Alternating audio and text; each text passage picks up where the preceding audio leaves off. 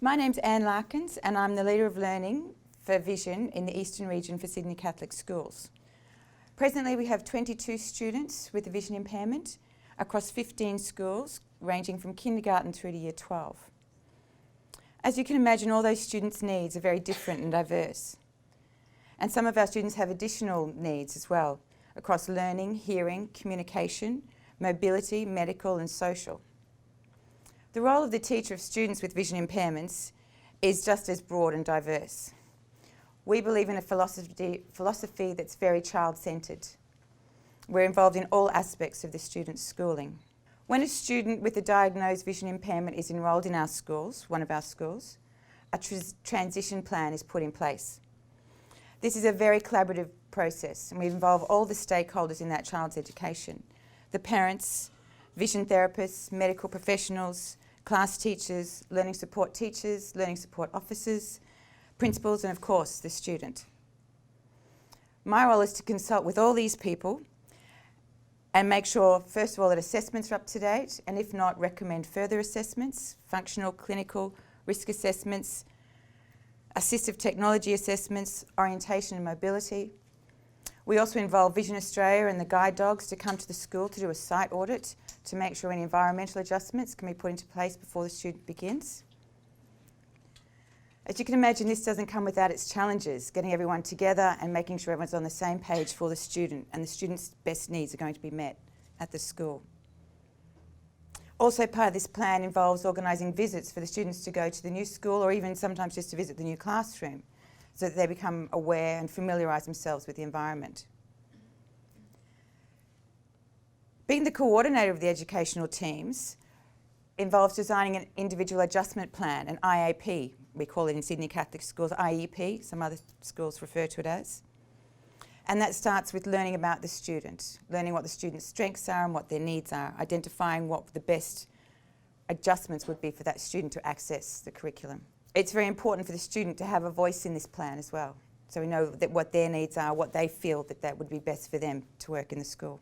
Liaising with all those involved with the student is a huge part of my role. We see ourselves as being an advocate for the student in the school setting.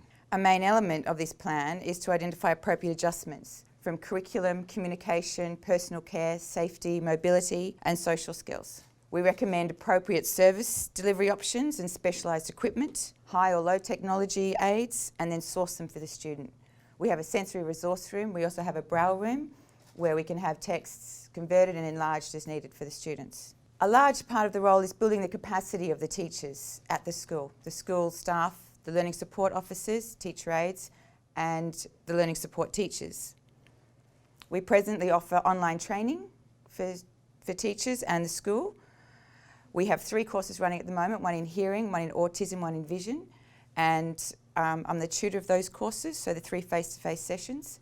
And we encourage the whole school staff to be involved in those sessions, so they're aware of what it means to have a hearing impairment, vision impairment.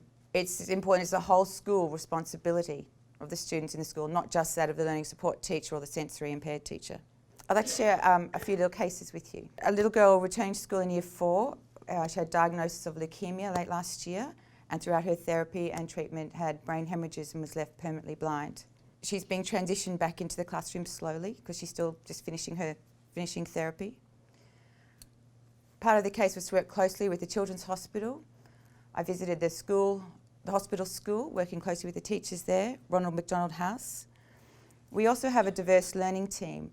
We have speech therapists, special education coordinators, and the wellbeing team.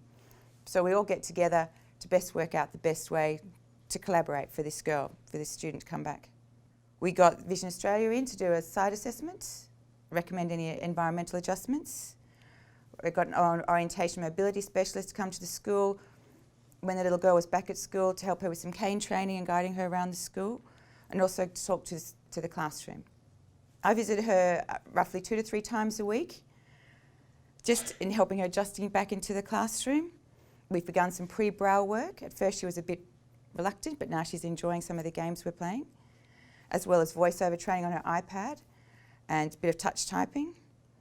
The role of the vision impaired teacher isn't as an academic tutor, or that you're there to help to make sure concepts are understood, more of to build skills and strategies and help with the adjustments, to help program with the teachers, so to make sure that the curriculum and all the adjustments are in place for the student to access on the same basis as the other students.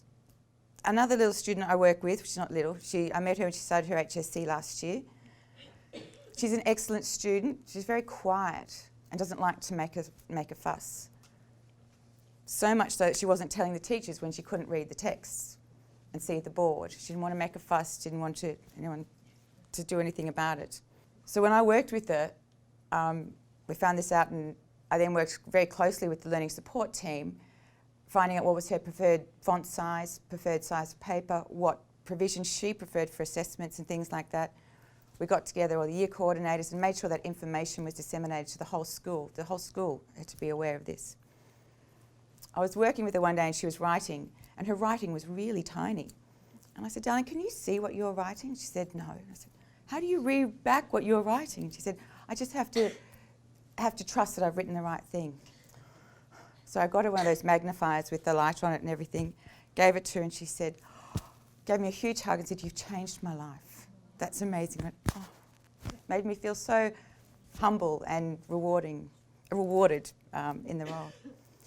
So just to finish with that, the role of a vision impaired teacher it can't be a day in the life of a vision impaired teacher, because every day, as we know, as Sasha, Harrison and Connor, Jonathan said this morning, what is normal? There is no normal. We're all unique, they're all different. So the role's challenging but really rewarding as well. So thank you.